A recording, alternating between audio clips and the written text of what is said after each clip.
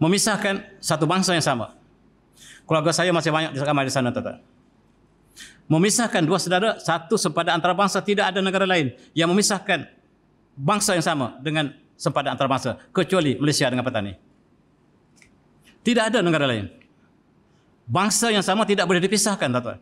Tetapi dipisahkan dalam peristiwa ini. Cukup malang.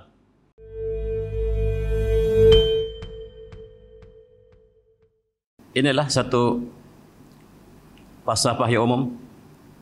Mereka yang berjihad sentiasa diberikan pertolongan oleh Allah SWT dengan syarat memenuhi kriteria jihad dengan hati yang ikhlas. Dalam konteks ini, marilah kita melihat bagaimana perjuangan yang dilakukan oleh moyang kita dulu. Pertahankan sebuah negara yang sangat luas satu masa dulu. Sebelum petani, kita mempunyai negara campa yang sangat luas. Tapi sayang, tinggal dalam kenangan. Sehingga Laut Campa ialah laut yang menjadikan perjuangan umat Islam. Di sinilah para pendakwah daripada keturunan Rasulullah, khususnya daripada keturunan Sayyidina Ali, telah sampai dan menyampaikan dakwah. Dari segi sejarah, kerajaan Campa terdiri lebih awal daripada petani dalam konteks perjuangan Islam. Di situlah berkumpulnya wali-wali Songo yang diutuskan oleh Osmaniyah satu masa dulu.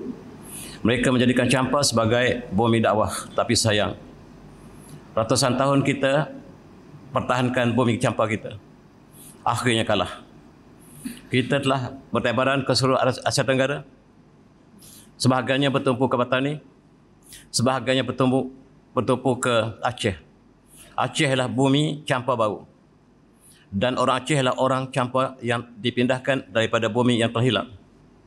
Kita lihat ketika Campa itulah bumi seperti Indrapura, Wijaya, Panduraga menjadi perjuangan umat Islam, dan di situlah Wali Songo bermula.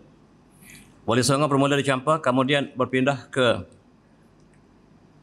petani, kemudian Pekalan Campa, Pekalan Campa juga Campa, kemudian Jawa pada masa-masa yang akhir. Wali Songo bukan orang Jawa.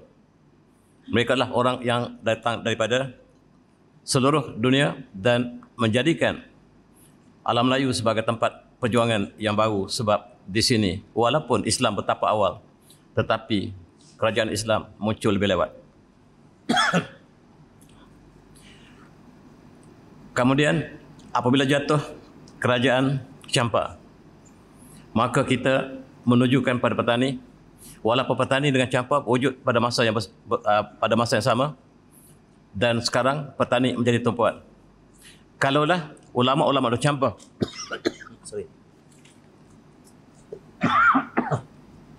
ulama daripada Campa bergerak ke petani dan buka pusat-pusat pengajian yang besar di petani, bergerak ke Kelantan, akhirnya sampai ke Aceh. Dan kita ingin tumpukan pada petani, sebuah kerajaan yang besar satu masa dulu. Dan wujudannya bersama dengan Campa, dan di antara petani dengan Campa, ulama-ulama yang diutuskan oleh Osmaniyah satu masa dulu berulang alik dan menyampaikan mesej Islam kepada raja-raja, kepada masyarakat umum, sehingga petani disebut sebagai Selami Mekah. Selami Mekah maksudnya orang daripada Campa, mereka untuk menunaikan haji, mereka singgah di petani lebih awal sebelum mereka bertolak ke Aceh dan seterusnya ke Mekah. Demikian juga selepas petani, mereka bertolak sampai ke Aceh. Di Aceh mereka berhenti untuk beberapa minggu sebelum bertolak terus ke Mekah. Dan Aceh juga disebut sebagai Selami Mekah. Dan apa yang saya nak sebutkan sini ialah hubungan di antara alam Melayu dengan Mekah. Mekah ketika itu di bawah kerajaan Osmaniyah. Kerajaan Osmaniyah menjadikan Mekah sebagai bumi bersama, dan seluruh umat dunia, umat Islam diminta untuk datang ke Mekah dan mengembangkan ilmu di Mekah, kemudian dihantar ke seluruh pelosok dunia. Dan tidak terkecuali ulama Melayu, mereka berkumpul di tempat yang sama. Dasar kerajaan Osmaniyah, Mekah ialah bumi bersama, dan siapa saja bebas untuk datang ke Mekah, membeli tanah, mendirikan rumah, wakaf dan sebagainya. Bangunannya harus direndahkan daripada Kaabah, supaya Kaabah adalah bangunan yang paling tinggi. Ini dasar Osmaniyah. Tetapi sayang, selepas Osmaniyah telah jatuh, maka bangunan yang tinggi dibina di sekeliling Masjidil Haram, sehingga suasana yang awal telah tidak dapat kita saksikan sampai hari ini. Di sinilah kita lihat ulama kita berkumpul, dan kita harus ingat bahawa walaupun Kerajaan Osmaniyah berpusat di Istanbul dan mempunyai kawasan tidak jauh daripada Istanbul, termasuk Balkan, Greece, Afrika, sebagai Afrika dan juga Semenanjung Arab, tetapi pengaruh Osmaniyah ini sangat luas. Daripada Afrika sampailah ke Siberia. Kita lihat yang kuning inilah di bawah naungan Osmaniyah. Dalam falsafah pemerintahan Islam, seluruh umat harus berada di bawah seorang falsafah, di seorang khalifah. Walaupun Osmaniyah hanyalah di kawasan Istanbul, tetapi pengaruhnya, maksudnya seluruh dunia ini bernaung di bawah Osmaniyah, termasuk negara kita. Negara kita juga ditandakan kuning, maksudnya kita di bawah pengaruh Osmaniyah. Osmaniyah menjadikan falsafah mereka ataupun bendera mereka adalah bulan bintang sebagaimana bendera Turki sekarang. Walaupun Osmaniyah telah jatuh, tetapi masjid kita masih menggunakan bola bintang Osmaniyah. Bola bintang bukan simbol Islam, tetapi simbol Osmaniyah. Maksudnya kita dengan Osmaniyah masih ada hubungan sejarah melalui simbol bola bintang. Dan kebanyakan negeri di Tanah Melayu masih mengekalkan bola bintang sebagai simbol negeri mereka masing-masing. Di Kedah, Johor, Terengganu, Negeri Sembilan, Selangor menggunakan bola bintang sebagai simbol, maksudnya kita bernaung di bawah Osmaniyah. Sejarah yang telah berlalu, tetapi sejarah ini masih dihubungkan dengan peristiwa-peristiwa yang datang kemudian. Apa yang berlaku di sini ialah Khalifah umat Islam mengambil peranan sangat besar kepada perkembangan Islam di seluruh dunia. Dan mereka lah yang menghantar Wali Songo supaya sampaikan mesej kepada orang Champa, sampaikan mesej kepada orang Patani, sampaikan mesej kepada orang Jawa. Apabila Champa telah menjadi negara Islam, mereka dapati bahawa Jawa masih terikat dengan budaya Hindu, maka tumpuan ditumpukan kepada Jawa sehingga wali-wali Songo yang datang daripada Champa diutuskan ke Jawa dengan banyaknya supaya menyampaikan mesej Islam ke Jawa. Wali Songo bukan orang Jawa. Dan inilah yang berlaku dalam sejarah Osmaniyah. Dan sekali lagi kita lihat, inilah gambaran Masjidil Haram ketika zaman Osmaniyah, sangat sederhana. Dan inilah suasana yang lampau. Umat Islam seluruh dunia termasuk alam Melayu menduduki sekeliling Masjidil Haram dan mengajar di Masjidil Haram sebagai tuan-tuan guru yang telah terasas budaya ilmu yang begitu lama sejak zaman berzaman. Kita lihat kembali ke petani.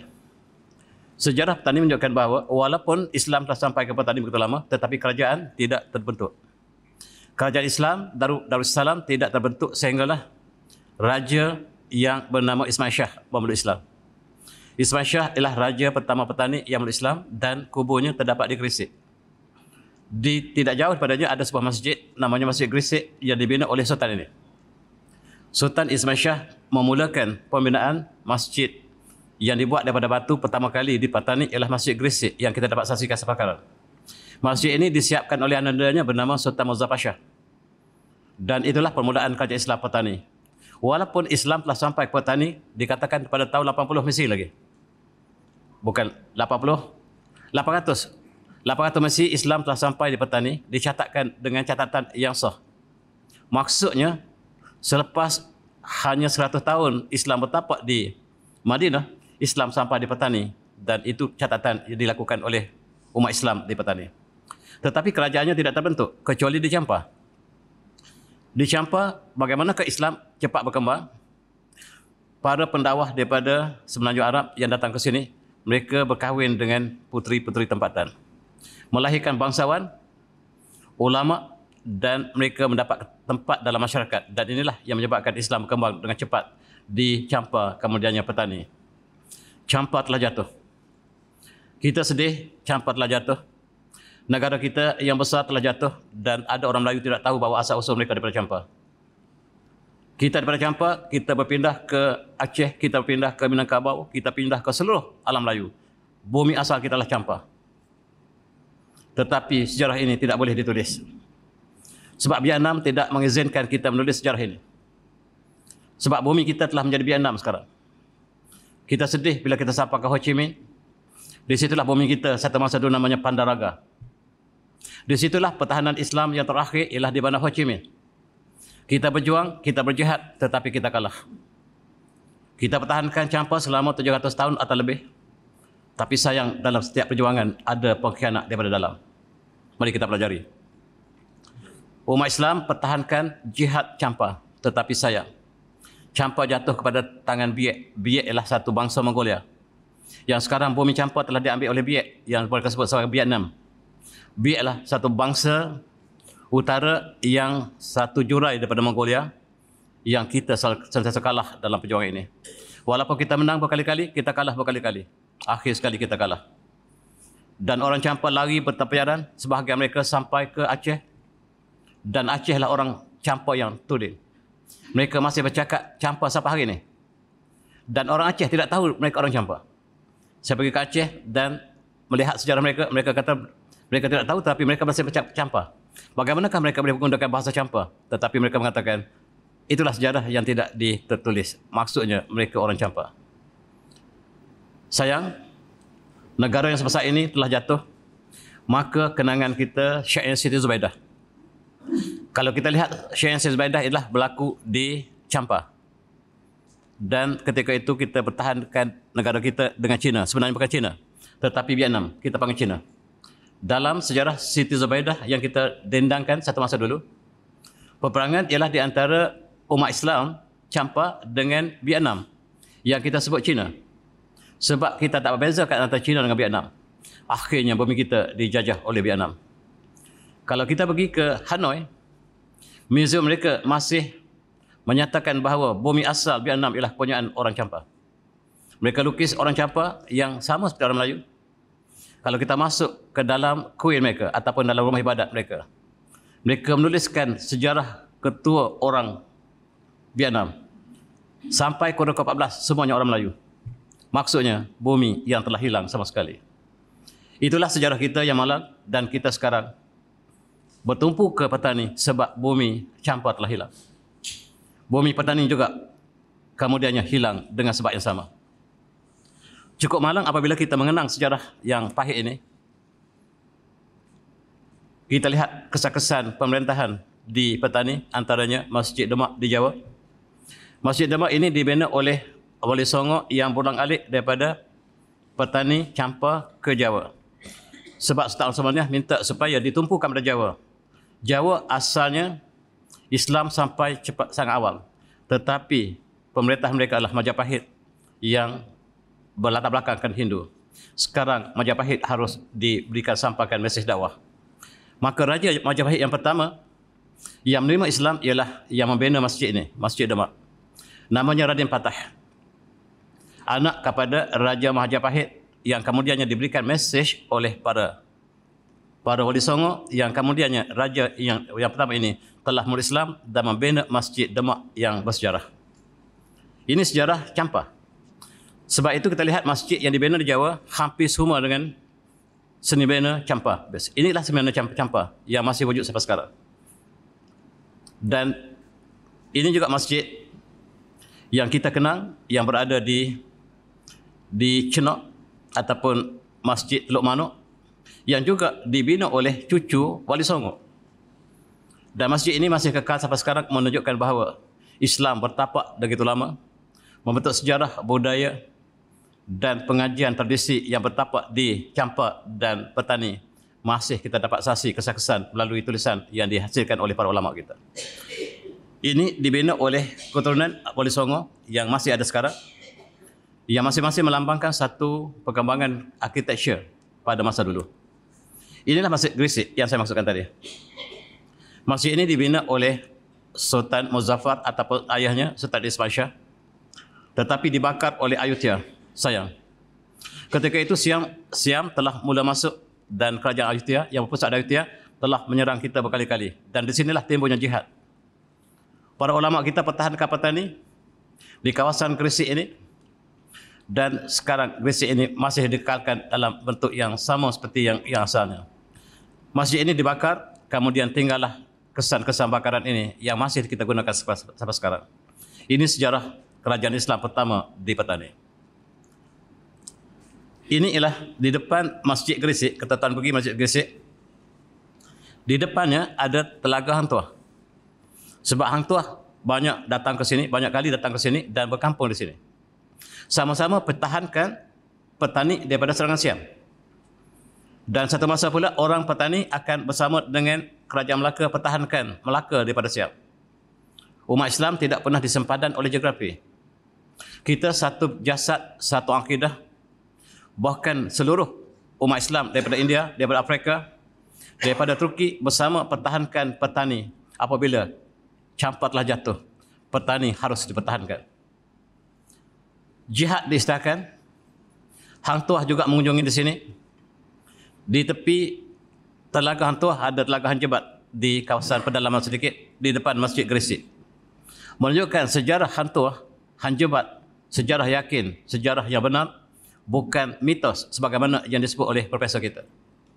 Profesor kita mengisytiharkan bahawa Hang Tuah adalah mitos.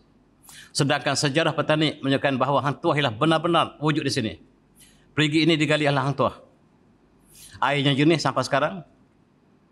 Di dalam pendalamannya ada perigi Hang Jebat sebab mereka berkumpul di kawasan ini, pertahankan Petani. Dan Raja Petani memberikan anugerah kepada Hang Tuah. Sentiasa berulang-alik untuk pertahankan bumi Islam apabila diserang oleh musuh sama ada daripada luar ataupun daripada atas, daripada Ayutthaya dan juga daripada Siam dan sebagainya. Ini sejarah yang lampau. Ini gambar anak saya yang kami melawat beberapa tahun lepas dan masih lagi dapat kita saksikan sejarah perjuangan Petani yang masih kita saksikan sampai hari ini. Kita bandingkan 3 masjid. Pertama Masjid Demak, Masjid Teluk Manuk yang di tengah dan Masjid Kapal Laut di Kelantan. Ada persamaan seni bina sebab keluarga yang sama yang binanya. Dalam kisah lisan dikatakan Wali Songo yang bertolak pada Champa sampai ke Petani, mereka teruskan ke Jawa. Sampai di Kelantan, mereka di lambung ombak dan kapal mereka karam. Wali Songo dan namanya lah Syekh ataupun Said Hussein Agura dalam satu riwayat. Apabila kapal mereka telah karam, berdoa kepada Allah supaya diselamatkan. Tiba-tiba sekumpulan ikan datang untuk membantu kapal tersebut. Cukup pelik. Kapal ikan kacang datang untuk menutup tempat yang bocor kapal tersebut dan ditunda kapal itu sampai ke tepi pantai. Wali Songo bernazar sekiranya kami selamat, kami akan bina masjid. Dan mereka membina masjid Kapal Laut di Kelantan sebagai masjid yang tertua di negara kita. Mereka teruskan perjalanan sampai ke Jawa, mereka mendirikan Masjid Demak. Kalau sejarah ini benar, Masjid Kapal Laut lebih tua daripada Masjid Demak. Tetapi yang catat dalam sejarah ialah Masjid Demak lebih tua. Dan ini sukar untuk kita kompromikan sejarah ini. Dan keturunannya, mereka mengatakan mengikut Said Hussein Kubra, dengan sebab pertolongan ikan kacang ini, seluruh keturunannya, kami haramkan seluruh keturunan kami makan ikan kacang. Tuan-tuan yang tak boleh makan kacang itu keturunan daripada Said Hussein Kubra. Itu kisah lisan yang tidak boleh kita ingin bandingkan dengan sejarah bertulis.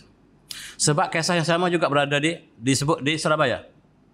Di Surabaya mengatakan Wali Songo yang datang daripada Champa, barangkali Sunan Ampel, juga berlaku perkara yang sama. Maksudnya karam dan bernazar supaya tidak makan ikan kacang. Dua bersih, satu kisah di Surabaya, satu kisah di Kampung Laut. Barangkali kisah yang sama tapi dibawa dengan mudut tetapi ketepatan sukar untuk kita pertahankan. Maksudnya di antara Jawa, Kelantan dan Petani ialah laluan dakwah yang besar. Kemudian bercabang ke Brunei, ke Sambas, ke Melaka dan seluruh alam Melayu yang membawa dakwah ini berpunca daripada keturunan Rasulullah yang kita sebut sebagai keluarga Sayyid daripada Said Hussein Kubra, yang kemudiannya raja-raja Melayu kebanyakan daripada keturunan ini. Sama ada di Brunei, sama negara kita, di Sambas ataupun di Sulawesi, kebanyakan raja-raja Melayu daripada keturunan yang sama. Itu sejarah Islam yang awal. Dalam konteks ini kita lihat kenapakah masjid kita didirikan dengan 3 tingkat. Ada 3 tingkat. Kita lihat masjid yang didirikan di Kapal Laut ataupun di Demak. ataupun sekarang didiri masjid moden juga dalam bentuk sama sebab falsafah Islamnya. Ihsan, Islam, iman dan ihsan. Di luar Islam ialah kufur. Oleh sebab itu, tingkat penghambaan seorang Islam, seorang mukmin kepada Allah ada 3 tingkat. Pertamanya ialah Islam, meningkat pada iman, dan ihsan ialah kemuncak keimanan. Oleh sebab itu, masjid kita disimbolkan dengan falsafah ini. Orang dulu membuat masjid bukan saya saja buat, tetapi ada falsafah. Di masjid kapal laut ada satu sistem, sekiranya angin bertiup terkena masjid ini, masjid masih dapat mengimbangkan kedudukannya. Dan di tengah-tengah menara ini ada sebuah alat yang digunakan untuk mengimbangkan sekiranya ribut melanda kawasan tersebut. Ini menunjukkan sistem kita sangat lama. Profesor daripada Jerman datang untuk mengkaji apakah sistem yang kita buat. Dan mereka melihat bagaimanakah arkitektur Melayu campak ini digunakan dalam kebanyakan masjid yang awal. Dan barangkali kita tidak dapat melihat setiap struktur yang guna ini mempunyai sifat saintifik yang sangat berguna kepada kedudukan masjid di alam Melayu. Islam, iman dan ihsan ini terkenal dalam hadis Jibril yang datang bertemu Rasulullah, bertanyakan tentang Islam, bertanyakan tentang iman, bertanyakan tentang ihsan. Dan Rasulullah menjawab satu persatu. Daripada inilah kita lihat masjid-masjid yang dibina dalam Melayu mempunyai falsafah Islam, iman dan ihsan. Ihsan ialah kemuncak kepada Islam itu sendiri. Yang ihsan ialah terbit daripada akhlak yang indah, dan akhlak itulah kemuncak daripada iman Islam yang dibina dalam sistem pengajian Islam sepanjang zaman. Wali Songo, mereka orang yang datang daripada seluruh dunia. Sebahagian mereka datang daripada Yaman, sebahagian mereka datang daripada Samarkand, sebahagian mereka datang daripada Afrika, sebahagian mereka datang daripada seluruh pelosok dunia yang diutuskan oleh Osmaniyah. Ini yang tidak disebutkan dalam sejarah negara kita. Latar belakang Wali Songo ialah diutuskan oleh Osmaniyah. Osmaniyah yang bertapak pada mulanya di Bursa, berpindah ke Aden, kemudian berpindah ke Istanbul, sekarang berpindah ke Ankara. 4 ibu kota Osmaniyah.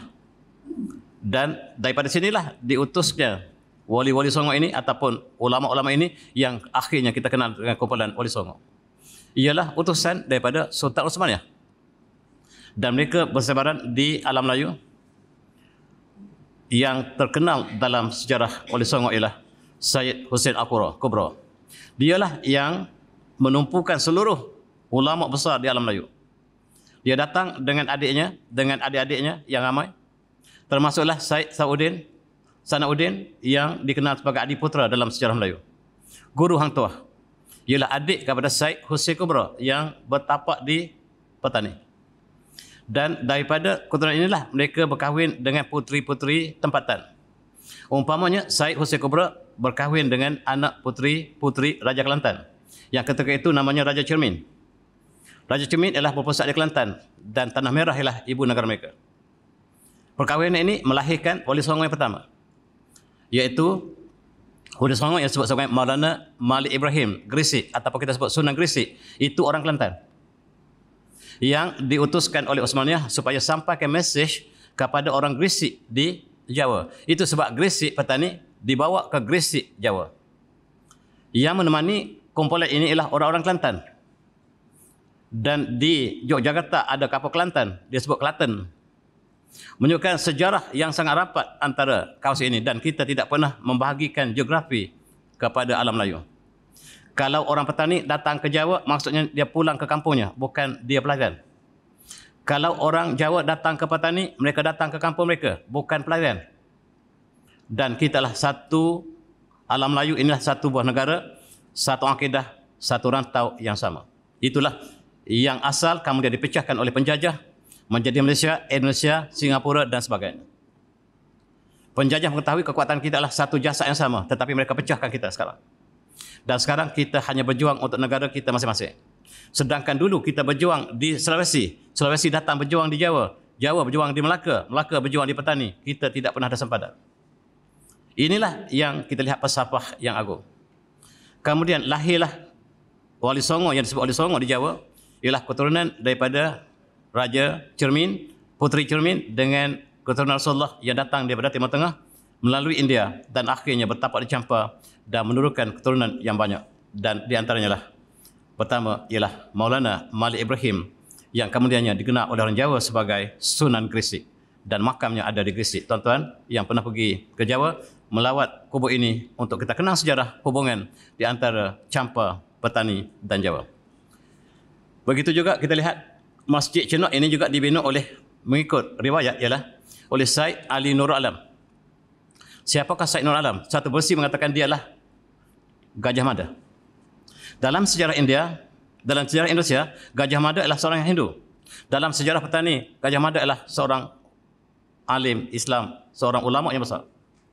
Namanya adalah Said Ali Nurul Alam. Kalau dah tepat catatan antara Petani dengan Jawa, maka Patih Gajah Mada adalah seorang ulama yang besar. Itu sebab Indonesia menulis kembali sejarah Indonesia seluruhnya.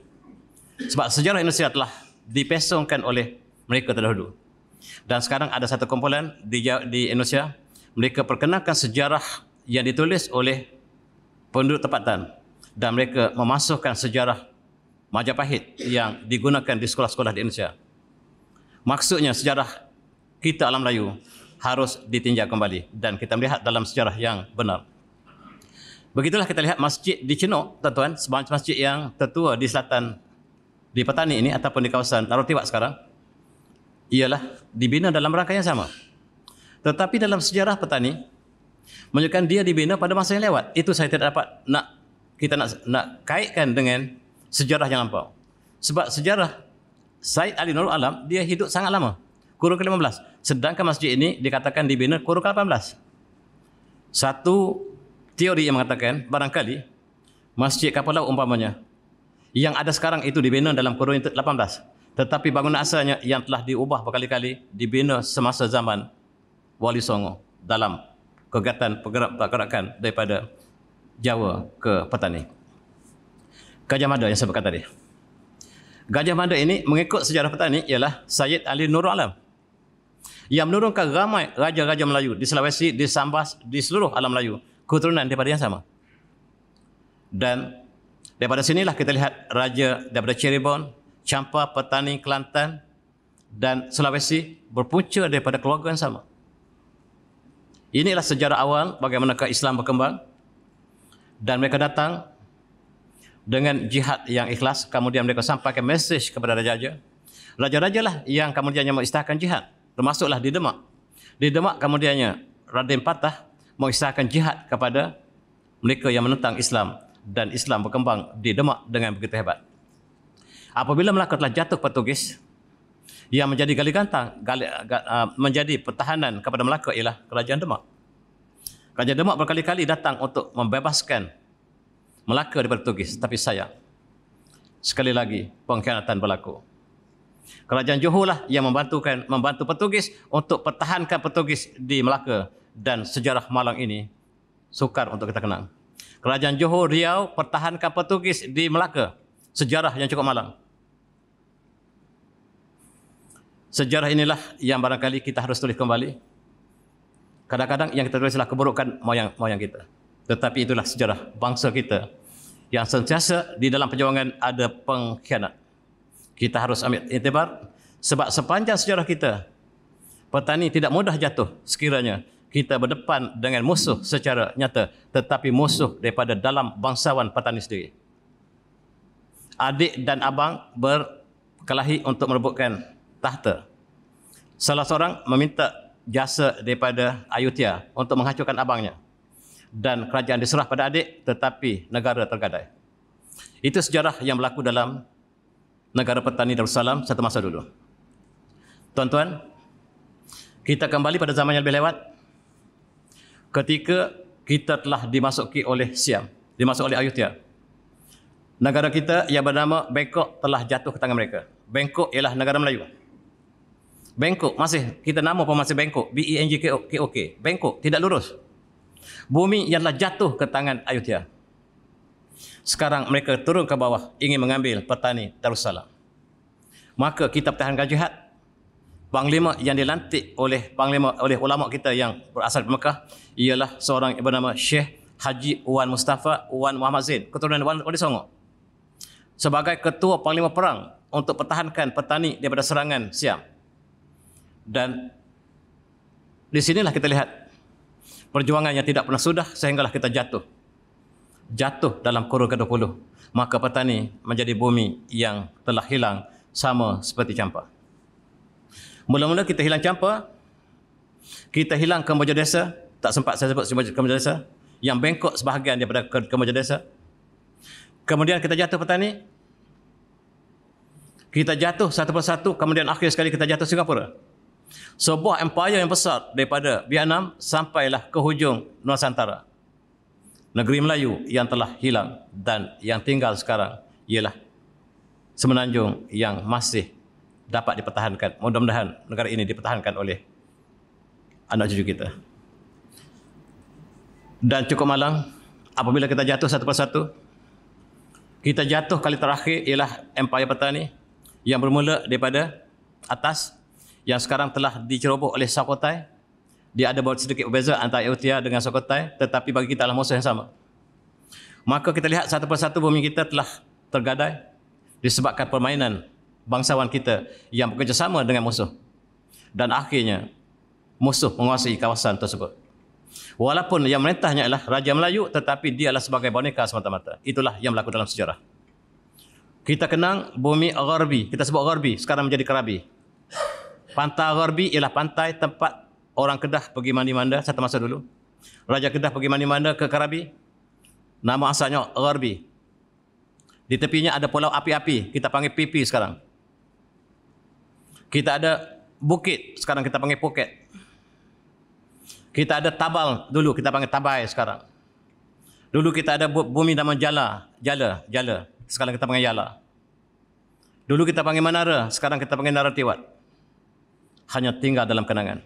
Kenangan yang sangat pahit untuk kita kenang kembali.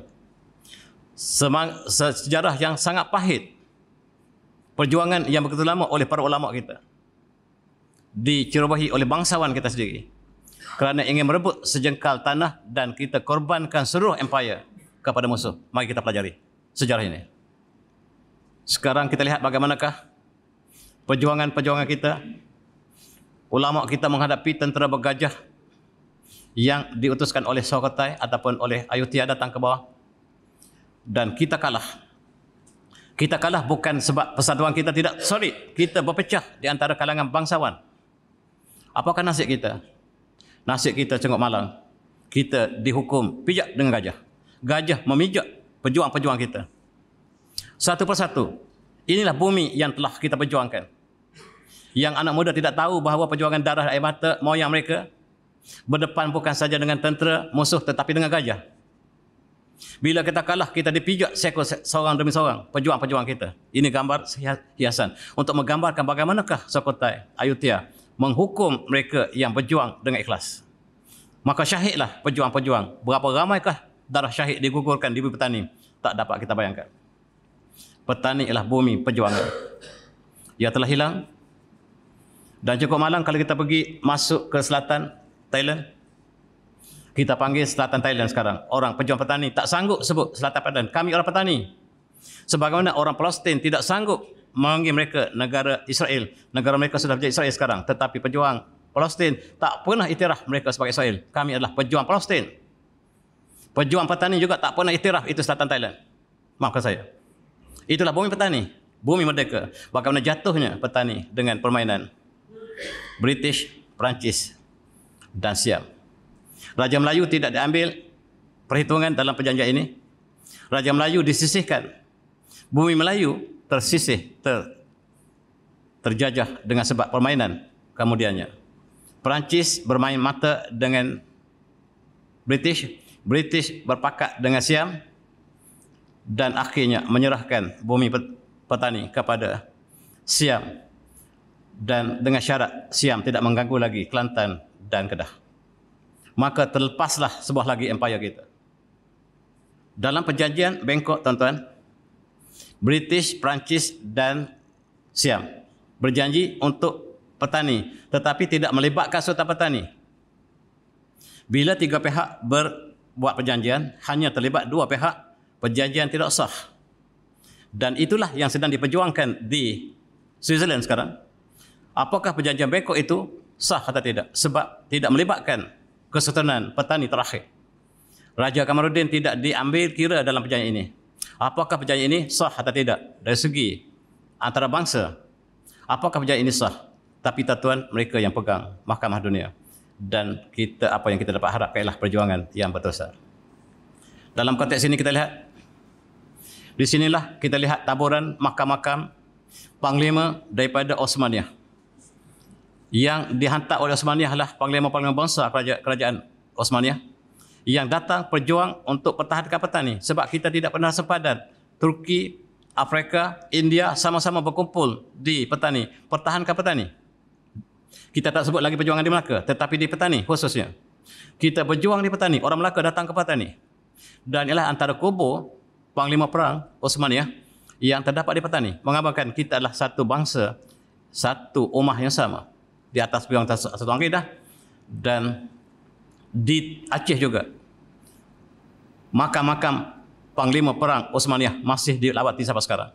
Walaupun dilanda oleh tsunami, mereka membina kembali dan mereka mengenang kembali bagaimanakah panglima-panglima perang Osmaniyah yang gugur syahid di Aceh, yang gugur syahid di petani.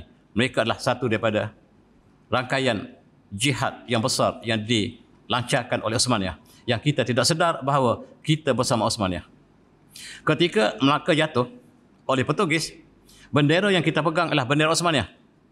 Bendera yang Melaka kerajaan mereka pegang ialah kerajaan Bola Bintang yang dipegang oleh kerajaan Osmaniyah, yang dipegang oleh Melaka.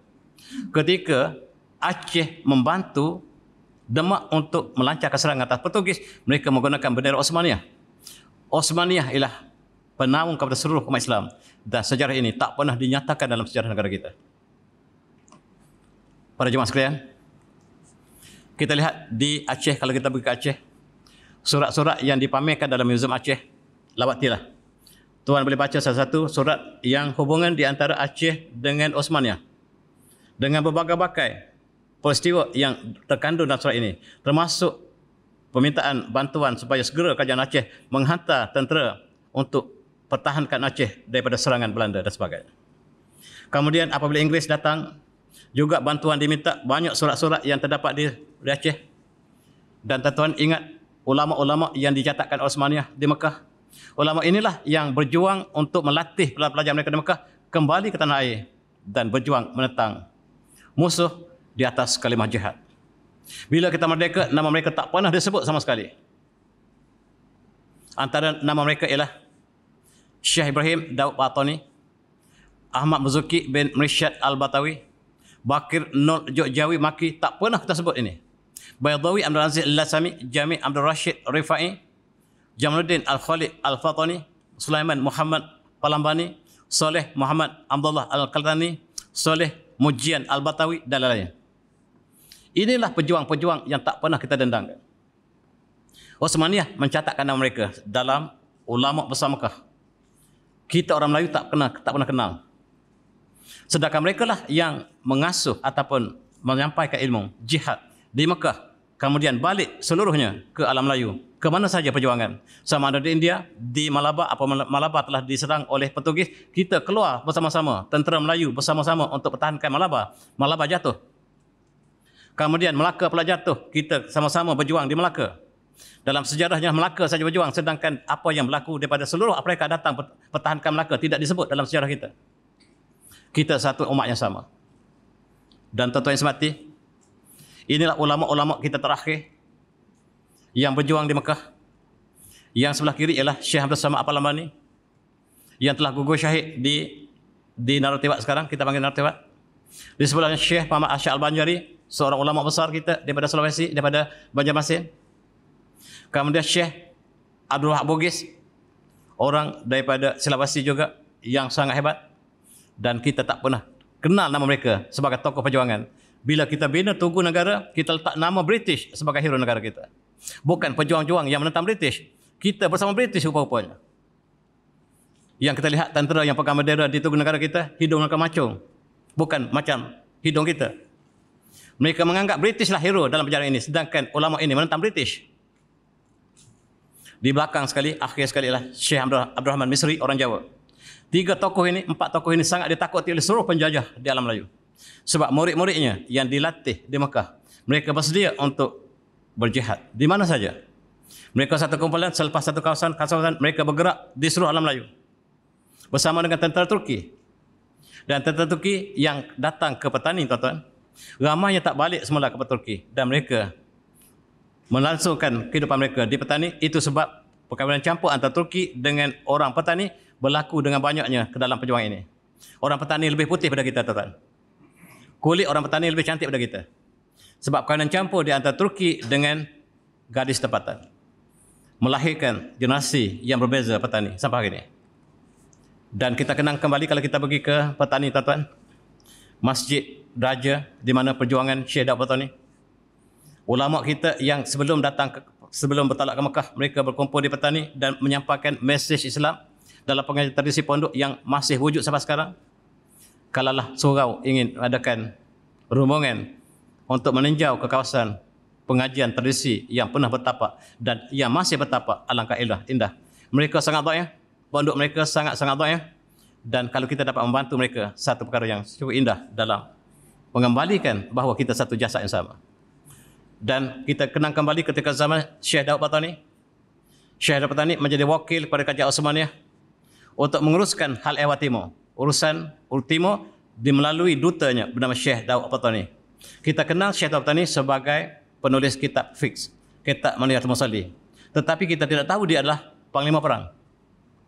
Kita tidak tahu dia adalah panglima perang yang menjadi duta kepada Osmaniyah untuk hal ehwal di Timur, termasuk hal ehwal urusan haji. Apabila ada orang Timur datang untuk melakukan haji, diselesaikan oleh Syekh Daud Patani, seolah-olah dia adalah menteri haji bahagian bagi Kerajaan Osmaniyah, seolah-olah demikian.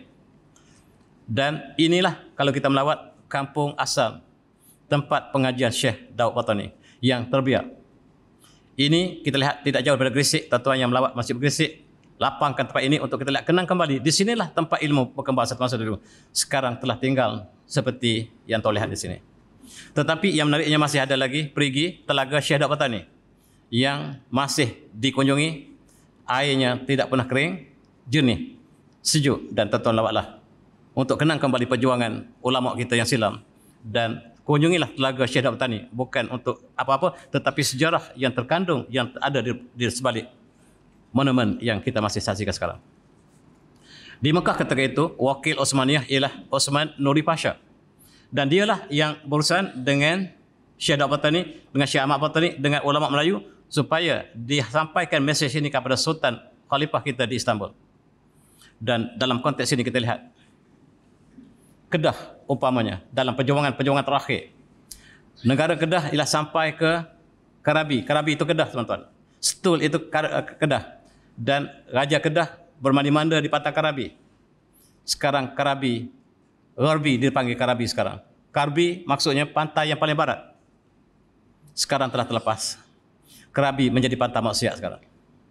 Sayang apabila jatuhnya, kita ingat detik-detik terakhir perjuangan para pejuang kita yang ditokong oleh Osmaniyah. Mereka berjuang antaranya Syekh Daud Patani bersama gurunya Syekh Abdul Samad Al-Palamani. Syekh Abdul Samad Al-Palamani yang menulis kitab tasawuf dikenang sebagai tokoh sufi, tetapi yang tak nyatakan dia adalah komander perang.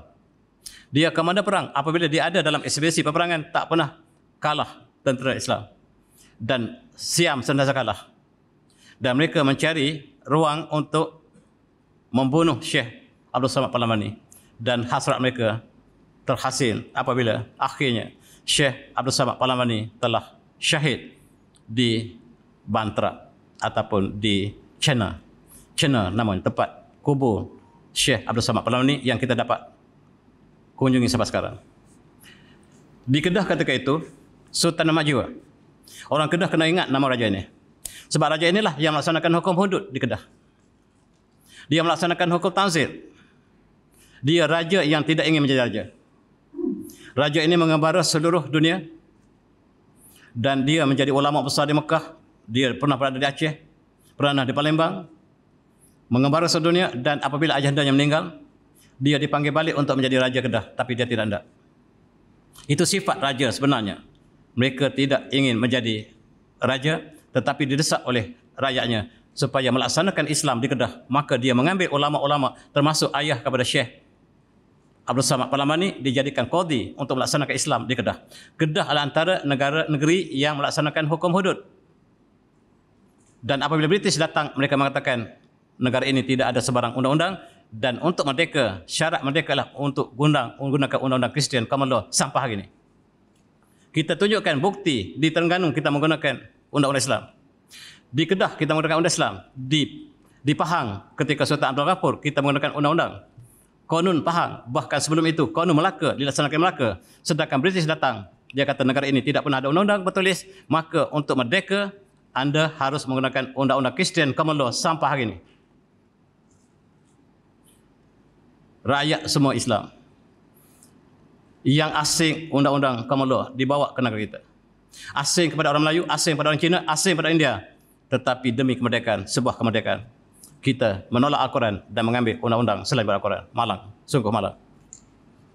Dan inilah baru ditemui saja kubur Sultan Mahmud Jiwa. Sultan Mahmud Jiwa sangat berperanan di Kedah dan membawa ulama-ulama berkumpul di Kedah, termasuklah ayahanda kepada Syekh Abdul Samad Palamani. Dan Syekh Abdul Samad bukan orang Palembang, dia lahir di Kedah. Nama Palembang sebab asalnya Palembang. Ayah dia asal Palembang. Dia orang Kedah. Bercakap Kedah. Dan ini kubur Syekh Abdul Samad Palamani sekarang. Di sinilah dia telah syahid. Siam mengadakan ejen mereka untuk mengintai di manakah komander perang ini. Akhirnya dia telah syahid di sini. Kepalanya dipotong. Dibawa balik untuk tunjukkan pada raja ini panglima perang yang sangat berwibawa yang sekarang telah kami hapuskan. Kepalanya dibawa ke Bangkok dan dipamerkan dalam Royal Museum of Bangkok, tak silap saya. Dan badannya dikemukakan di sini terbiar dalam kebun getah yang hanya beberapa tahun saja dibina oleh orang Malaysia. Orang Malaysia bagi bina wakaf ini untuk sebagai satu kenangan, sebagai mengiktiraf perjuangan kepada seorang tokoh besar yang hanya dikenali sebagai tokoh Sufi, tetapi tak diketahui sebagai wakil Osmaniyah, komander perang yang besar. Dan itulah pejuang-pejuang kita. Bukan semata-mata dia sebagai ulama semata, tetapi pejuang. Inilah yang tak kita paparkan dalam sejarah negara kita. Inilah daripada jauh, tuan-tuan, kubur Syekh Abdul Samad Palamani terbiar dalam kebun getah. Sekarang semak samun telah muncul, dan daripada jalan besar untuk pergi ke sini kena berjalan kaki sikit melalui lombong seperti ini, dan tidak ada tanda yang menasabah untuk kita masuk. Kita terpaksa tanya orang kampung, mana kubur mereka bawa kita ke sini. Kalau tak ada pertolongan ini, pada saya pergi dalam 10 tahun lepas atau 12 tahun lepas, mungkin saya tak temui kubur ini kalau tidak ada pertolongan daripada orang kampung. Maksudnya tidak diiktiraf sebagai pejuang oleh Siam. Kalau kita juga tidak diiktiraf, maksudnya kita sama dengan mereka. Dan sekarang sudah ada tanda inilah kubur Syekh Abdul Samad Palamani, tetapi bila kita masuk dalam baru ada. Kat luar mungkin ada sekarang, tetapi inilah di dalam. Tempat ini terbiar. Kita ingat akhir-akhir perjuangan. Syekh Nawawi Al-Bantani, Syekh Ahmad Al-Patani di tengah, dan Tokku Paku Syekh Sayyid Abdul Rahman Al-Dursi yang kita panggil Tokku Paduh, yang menjadi ulama pertahanan terakhir sebelum kita dijajah. Sebelum Terengganu dijajah, Tokku Paduh menjadi penasihat kepada Sultan Zainal Abidin III yang dilatih di Mekah. Dilatih oleh Syekh Ahmad Patani. Sultan Zainal Abidin III ialah sultan yang seumpama Sultan Mahmud Jiwa yang lalu. Sultan Mahmud Jiwa yang lalu ialah satu contoh Raja Melayu yang terbaik ketika itu, yang mempunyai ulama, yang mempunyai pengetahuan ulama, dan dijelmakan oleh pada zaman yang lebih lewat kepada Sultan Zainal Abidin III, dilatih di Mekah oleh rangkaian ulama besar Mekah supaya sebagai calon khalifah umat Islam di alam Melayu. Bukan untuk Terengganu, untuk alam Melayu seluruhnya kita harus cantumkan, dan kita lantik seorang khalifah dan calonnya adalah Sultan Zainal Abidin ketiga. Oleh sebab itu Sultan Zainal ketiga dilatih dengan begitu rapi di Mekah. Dan Inggris sudah mengetahui. Inggris masuk ke Terengganu berdepan dengan Tokku Paduh, dan British masuk ke Selangor, British masuk ke Perak, dan Perak jatuh ke tangan British, kemudian Selangor jatuh, Negeri Sembilan jatuh. Ketika itu ulama kita di Mekah sedang mesyuarat tergempar bagaimana pertahankan Terengganu, Kelantan yang masih belum dimasuki oleh musuh. Tiba-tiba musuh telah sampai. Ketika murid-murid Syekh Ahmad Patani sampai ke Kota Baru, Kelantan telah jatuh ke British. Pada tahun 1909 telah jatuh. Jatuh Terengganu dalam masa yang hampir sama. Jatuh Kedah, habis jatuh dalam masa yang sama. Ulama kita melancarkan jihad orang Melayu bersama British. Ulama kita mengisahkan jihad, sedangkan orang Melayu jadi mata-mata British, jadi tentera British. Kita menentang bangsa kita sendiri, tuan-tuan. Dan pengkhianatan berlaku sekali lagi. Orang Melayu bangsawan bersama British. Mata-mata maksudnya spy British yang sekarang kita panggil polis. Polis itu benar-benar kerjanya spy kepada British. Yang bila kita merdeka, kita angkat mereka sebagai hero negara. Terbalik sama sekali kita hari ini. Dan regimen Melayu, maaf saya, yang ditubuhkan oleh British mengatakan pertahankan negara kamu, rupanya pertahankan British. Maafkan saya sekali lagi. Dan ulama kita yang memberitahu bahawa kamu jangan bekerja dengan musuh kamu. Kamu tentera Melayu yang telah bekerja dengan British sekarang bertaubat. Keluar daripada tentera British, wahai regimen Melayu, kamu ialah bekerja dengan musuh Allah. Kata siapa? Ulama kita di Mekah. Sebahagian tentera Melayu kita di Singapura sedar. Mesej daripada ulama kita Mekah sampai kepada mereka. Mereka bangkit menentang British, tuan-tuan. Tentera British, tentera Melayu yang dilatih oleh British, bangkit menentang British, ditembak mati habis oleh British di Singapura. Dan itu sejarah yang tidak tertulis. Bagaimana keperanan ulama kita untuk memberitahu bahawa anda bekerja dengan British, musuh Allah. Jangan bekerja dengan musuh Allah. Dan inilah perjuangan yang tidak pernah sudah. Syekh Ahmad Patani berulang-alik ke Istanbul untuk sampaikan mesej berita apakah yang harus kita lakukan. Dan Sultan Osmaniyah ketika itu sudah berada di akhir hujung hayat mereka. Tidak dapat memberi pertolongan kecuali menghantar kapal untuk menentang British. Kapal ini ditenggelamkan di India ataupun di Laut Arab oleh British. Kapal untuk menghalau British tanah Melayu ditenggelamkan oleh British di Laut Arab. Sejarah ini tak pernah ditulis dalam sejarah kita.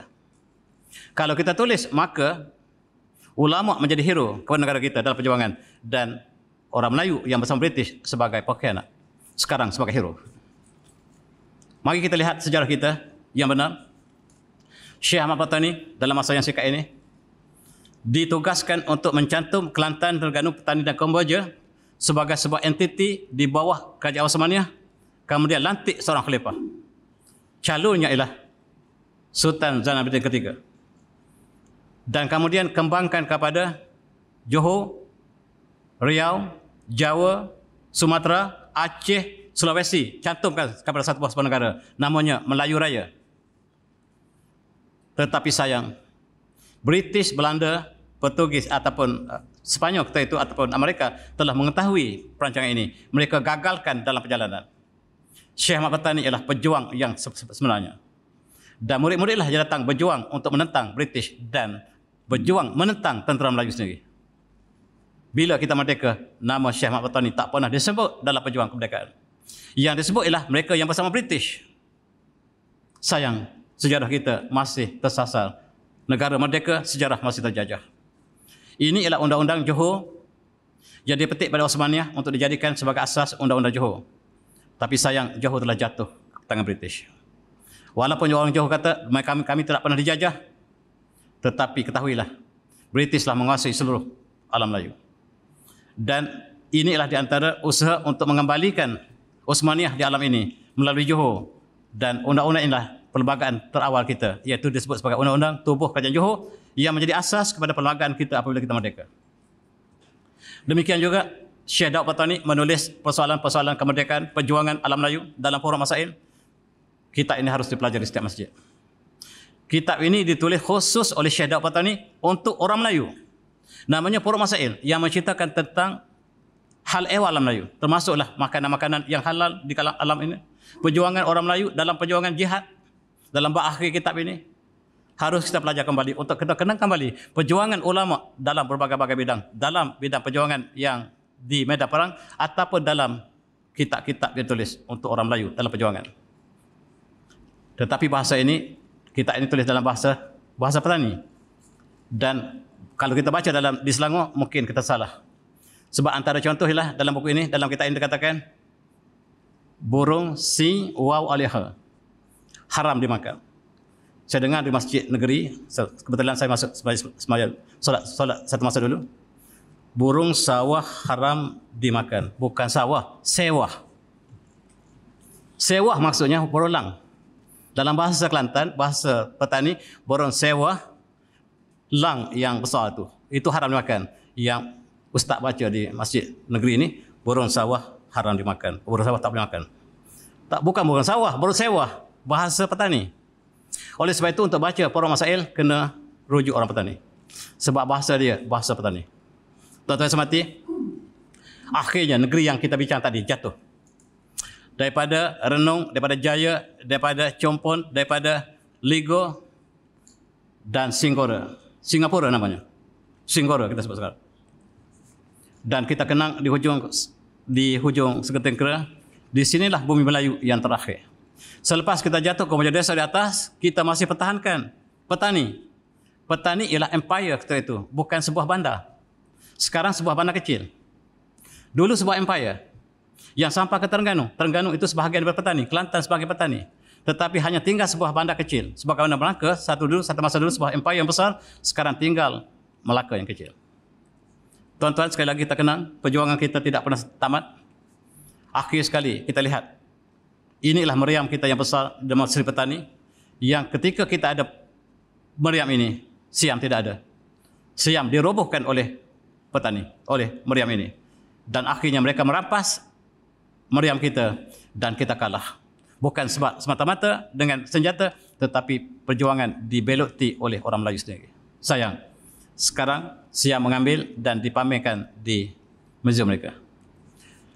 Jatuh sekali lagi tuan-tuan. Dalam Perang Dunia yang kedua, saya tamatkan di situ. Kita lihat Siam telah diserahkan kepada, petani diserahkan pada Siam pada tahun 1909. British menyerahkan petani dengan harapan Siam tidak mengganggu perlis Kedah, Perak dan Kelantan. Jangan ganggu lagi. Dan selamatlah negeri Melayu dengan kita korbankan petani. Dalam Perang Dunia Kedua, Jepun masuk melalui Senggora. Masuk melalui Siam, Siam beri laluan kepada Jepun. Menimbulkan kemarahan yang sangat marah oleh British. British kata kita batalkan perjanjian 1909. Sekarang kita serah kembali kepada orang Melayu, petani. Tuan-tuan, diserah kepada orang Melayu kembali. Kita tak sedar pun. Orang petani yang berjuang, petani diserahkan oleh British sebab Siam belok perjanjian. Siam sepatutnya pertahankan negeri Melayu, tetapi memberi laluan pada Jepun masuk melalui Songkla dan turun ke bawah. British membatalkan perjanjian 1909 yang menyerahkan petani kepada Siam. Sekarang kita boleh gunakan surat ini. Tetapi sayang, apabila jatuhnya petani kepada kita kembali, kita tak ambil buat satu usaha yang segera. Dan Perdana Menteri Siam kata itu pergi berjumpa dengan Amerika.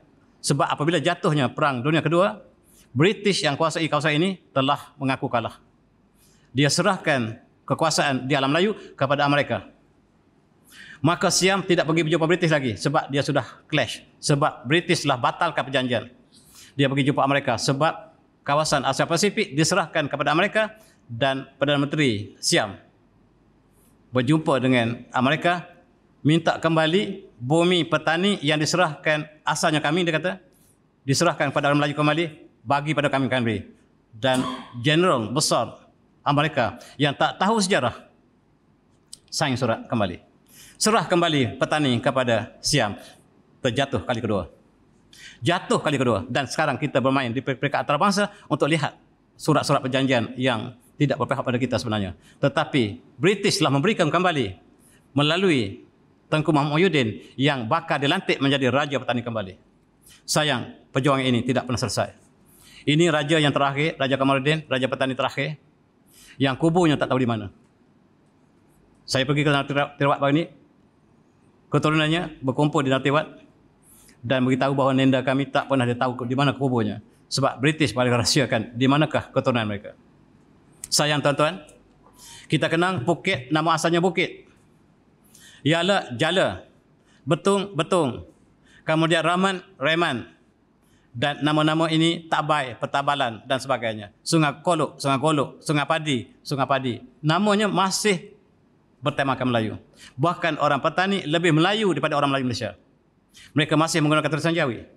Pakaian mereka masih mirip kepada Melayu yang asli. Berbanding kita di Malaysia. Dan mereka sudah terlepas. Sungai Golok yang kecil memisahkan satu bangsa yang sama. Tidak ada sempadan antara bangsa yang memisahkan satu bangsa yang sama. Tidak ada, kecuali antara Malaysia dengan petani. Saya tak panggil Thailand, saya panggil petani. Bila kita sebut Thailand, Selatan Thailand, dia meluka hati pejuang petani, tuan-tuan. Sebagaimana tuan-tuan sebut Israel kepada Palestin, maka dia menyentuh, meluka hati perasaan orang Palestin. Kisah masih panjang. Apabila Jepun masuk melalui Singapura, British batalkan perjanjian penjarahan petani kepada Siap. Dan Tengku Muhammad Yudin bakal dilantik menjadi raja kembali. Petani bakal diserahkan kepada orang Melayu. Tetapi sebagaimana sebutkan tadi, maka Amerika menggugurkan bom atom di Hiroshima. Satu perkara yang tidak beretika dalam peperangan. Sebab Hiroshima, Nagasaki tidak ada tentera. British kalah total kepada Jepun. Tetapi mereka pergi bom wanita, kanak-kanak. Sehingga Jepun menyerah kalah. Tuan-tuan, petani diserah kembali kepada orang Melayu. Tetapi Pibom Songram, Perdana Menteri yang sangat jahat ini, bertemu dengan General Douglas MacArthur, yang apabila British kalah, apabila Amerika bom Tokyo ataupun Hiroshima, kata mereka, kawasan bekas tajahan British harus serah pada kami. Dan kawasan Asia Pasifik diserah kembali kepada Amerika. Dan Pibom Songram minta bumi petani melalui MacArthur. Tuan-tuan ingat ini? Yang saya tak tahu sejarah petani. Kita tak pergi jumpa dengan dia. Sedangkan bumi telah terserah kembali orang Melayu. Tetapi dengan sepucuk surat disain oleh MacArthur, kembali semula petani ke tangan Siam. Sedangkan orang Melayu tak sedar pun telah menjadi hak milik Melayu kembali. Sebab kita masa itu barangkali tidak ada hubungan yang jelas. Dan sayang tuan-tuan, inilah Sungai Golok ataupun sungai di sempadannya hanyalah beberapa meter. Memisahkan satu bangsa yang sama. Keluarga saya masih banyak di sana, tuan-tuan. Memisahkan dua saudara, satu sempadan antara bangsa, tidak ada negara lain yang memisahkan bangsa yang sama dengan sempadan antara bangsa, kecuali Malaysia dengan petani. Tidak ada negara lain. Bangsa yang sama tidak boleh dipisahkan, tuan-tuan. Tetapi dipisahkan dalam peristiwa ini. Cukup malang. Dan anak-anak kita hari ini barangkali tidak sedar perjuangan ini. Mereka pergi Selatan Siam, mereka gembira di Hanyai, mereka gembira di Newaratiwat. Dan dengan sejarah, ketika saya melawat kali terakhir, cukup menyayat hati, seorang wanita ambil pokok keladi dekat sana, cantik, bawa balik dengan tanah sedikit, sampai ke immigration, kena tahan. Ini bumi kami, tidak boleh bawa masuk ke Malaysia. Bumi kami. Asalnya bumi kita. Dia sebut bumi kami. Tanah bumi kami tidak boleh dibawa ke Malaysia. Itu sebut oleh dia. Didenda 200 ringgit kita. Didenda kerana bawa sedikit tanah dan pohon dirampas. Ini bumi kami. Bumi kami, sekali lagi. Saya menangis dalam perasaan saya. Sebab bumi kita yang terlepas, dia kata bumi kami. Dan disekat dengan immigration. Kita nak pergi ke bumi kita sendiri dan kita tertahan dengan negara antarabangsa. Tuan-tuan yang saya hormati, ini masa saya lintasi sungai ini cukup emosi. Bumi kita yang terlepas. Pemuda kita tak pernah rasa bahawa bumi ini bumi kita. Kami pergi ke Selatan Thailand, dia kata. Meluka hati perjuangan. Tuan-tuan yang saya hormati, masih panjang untuk saya teruskan, tapi masa telah lewat. Saya berhenti cukuplah di sini. Kalau ada sesi lain mungkin kita sambung pada masa lain. Dan saya sudahi dengan, saya minta maaf banyak kepada seluruh pendengar, sama ada di surau ataupun di mana-mana saja, termasuklah pejuang-pejuang yang ada di petani. Saya minta maaf banyak kalaulah apa yang saya sebut ini tidak tepat dengan sebenarnya. Dan saya minta maaf sekali lagi. Dan saya sudahi dengan wabillahi taufiq. Assalamualaikum warahmatullahi wabarakatuh. Tasbih.